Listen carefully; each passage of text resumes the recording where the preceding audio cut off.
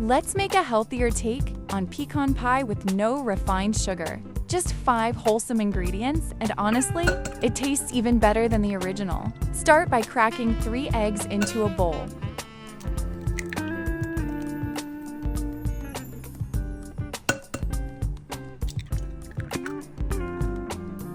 Give them a quick whisk.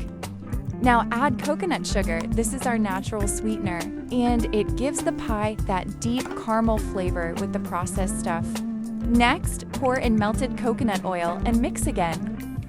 Now for the best part, fold in your whole pecans. And if you want to take things up a notch, add a handful of chopped dark chocolate. Totally optional, but highly recommended. Pour this mixture into your prepared pie crust and bake it at 350 degrees Fahrenheit for 40 minutes. This is a pecan pie that's naturally sweetened and really delicious, and actually made with ingredients you can feel good about. One bite, and you'll never go back to the traditional version.